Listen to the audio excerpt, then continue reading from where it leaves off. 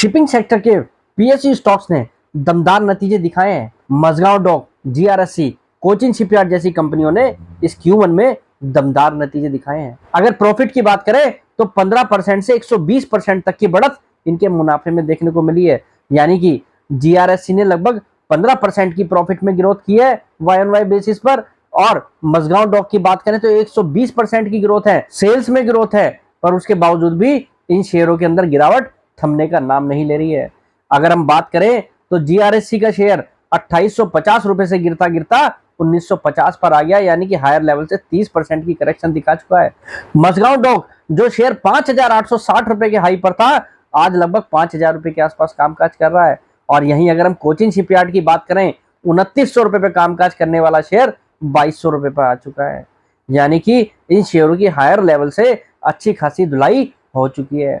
और अब सवाल यहाँ पर यह भी है कि अभी कितनी धुलाई बाकी है, या कई लोगों के तो मन में सवाल ये भी है कि हम इस स्टॉक्स को लेके फंस तो नहीं गए हैं। जिन्होंने थोड़े भी हायर लेवल पे खरीदे हैं, अब उनको ये लग रहा है कभी ये गिरावट यहाँ से और बढ़ जाए और ये शेयर यहाँ से आधे ना रह जाएं, उसके बाद ये आगे चल पाएंगे भी या नहीं। सवाल सभी के मन में है, स्वाभाविक सी बात है। जिसने इन्वेस्ट किया है उनको इन सवालों के उत्तर चाहिए। अब ये उत्तर कहाँ पर मिलेंगे, आज आपको इस वीडियो में मिलेंगे। दरअसल फ्रेंड्स, अगर देखा जाए, शिपिंग सेक्टर के स्टॉक्स ने एक ड्रीम रन किया है 2024 के अंदर। अगर आप देखें, तीनों कंपनियों के ध्यान से एनालिसिस करेंगे तो ही आप बात को समझ पाएंगे मैं आपसे कहना क्या चाहता हूं। दरअसल अगर आप देखें, जीआरएससी के स्टॉक ने 650 रुपए से 2800 रुपए की जर्नी तय की है एक साल के अंदर, यानी कि 450% की तेजी इस स्टॉक के अंदर देखने को मिली है पिछले साल के अंदर। और यहीं अगर हम कोचिन शिपयार्ड की बात करें तो 342 रुपए पे कामकाज करने वाला शेयर 350 रुपए वाला शेयर 3000 का हाई बनाता है, यानी कि 900% की तेजी दिखाई है कोचिन शिपयार्ड ने। और मझगांव डॉक की भी बात करें तो 1750 रुपए से शेयर 5860 का हुआ है। ये भी स्टॉक अगर देखें तो 350% की रैली दिखा चुका है। इन स्टॉक्स की रैली 350% से 900% तक की रही है। और अगर हायर लेवल से आप गिरावट देखेंगे तो मैंने जैसा आपको बताया 20 से 30% की गिरावट है। क्या 900% चला हुआ स्टॉक 30% की गिरावट नहीं दिखा सकता? क्या 250% चला हुआ स्टॉक 20 से 30% की गिरावट नहीं दिखा सकता? अगर 250% का 10% भी देखे तो भी 25% निकल कर आता है। आप सोचिए, इतने बड़े ड्रीम रन के बाद क्या ये स्टॉक अगर यहाँ पर सुस्ता रहे हैं, थोड़ा यहाँ पर नीचे आ रहे हैं, तो क्या ये जस्टिफाइड है या अनजस्टिफाइड है? वो बात दूसरी है कि आपने इन कंपनियों को हायर लेवल पर खरीदा है, पर आप जरा ये भी समझिए कि इनके अंदर एक ड्रीम रन रहा है। और ये गिर अकेले ही नहीं रहे हैं, बाजार के अंदर सभी पीएसयूज, बाजार के अंदर स्मॉल कैप, मिड कैप और ऑल ओवर देखें तो सभी के अंदर गिरावट है। प्राइवेट सेक्टर की डिफेंस कंपनियां भी गिर रही हैं, तो ये कंपनियां अगर पार्टिसिपेट कर रही हैं तो आप घबरा क्यों रहे हैं? यानी कि हायर लेवल से अगर ये कंपनी करेक्शन दिखा रही हैं तो ये बाजार के साथ करेक्शन दिखा रही हैं, और ये करेक्शन यहाँ से थोड़ी और गहरा सकती है। अभी भी यहाँ से गैप है, ये कंपनियां यहाँ से 15 से 20% की करेक्शन दिखा दें बाजार के साथ। पर आपको यहाँ पर ध्यान देने वाली बात क्या है, इन कंपनियों के अंदर गिरावट इनके कारणों से नहीं है। किसी कंपनी के अंदर गिरावट अगर आती है तो अगर उसके फाइनेंशियल्स खराब होते हैं तो सबसे बड़ा कारण तो वो होता है। यानी कि अगर कंपनी की सेल्स में गिरावट हो, मुनाफे में गिरावट हो, मार्जिन में गिरावट हो, तो आप सोचे कि उस कंपनी के अंदर गिरावट जस्टिफाइड है। पर इन सब बिना कारणों के अगर गिरावट है तो कहीं ना कहीं वो बाजार के साथ है। फिर अब सवाल यहाँ पर यह है कि ये कंपनियां यहाँ से कब चलेंगी भी या नहीं। अब बात यह है कि चलेंगी या नहीं, उस सवाल का उत्तर जरा मैं आपको देता हूँ। ये कंपनियां यहाँ से इसलिए चलेंगी या चल सकती हैं क्योंकि इस सेक्टर के अंदर पॉजिटिव मॉल है। डिफेंस सेक्टर या आप कह सकते हैं शिपिंग सेक्टर की जो कंपनियां हैं, इनके पास काफी बड़ी ऑर्डर बुक है। और आपने रिसेंटली भी देखा होगा भी मझगांव डॉक को लगभग 5000 करोड़ का ऑर्डर मिला है, जीआरएससी को, कोचिन शिपयार्ड को भी ऑर्डर मिले हैं।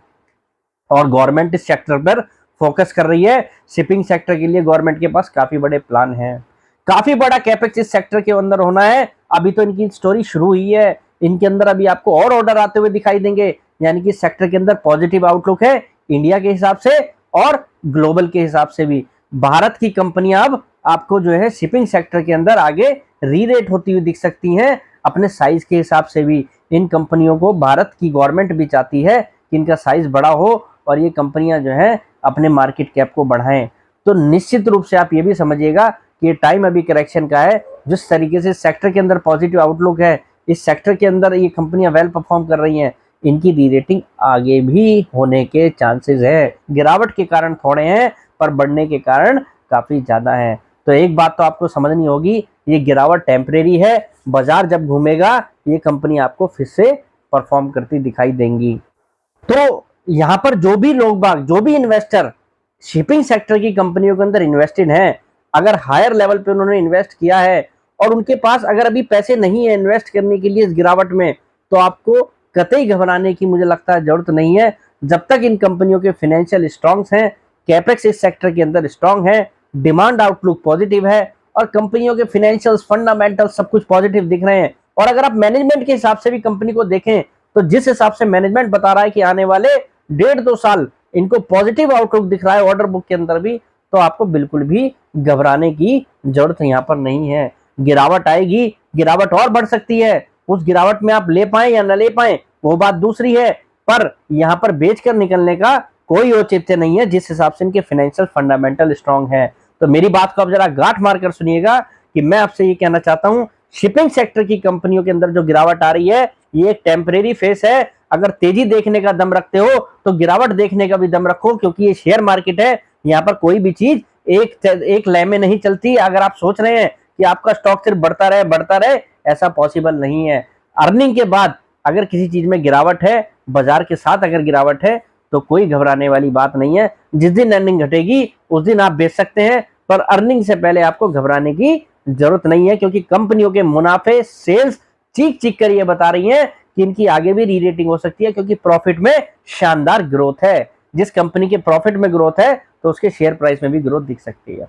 तो आज के लिए इतना ही, कल फिर मुलाकात करेंगे एक नई वीडियो के साथ। फिलहाल के लिए नमस्कार।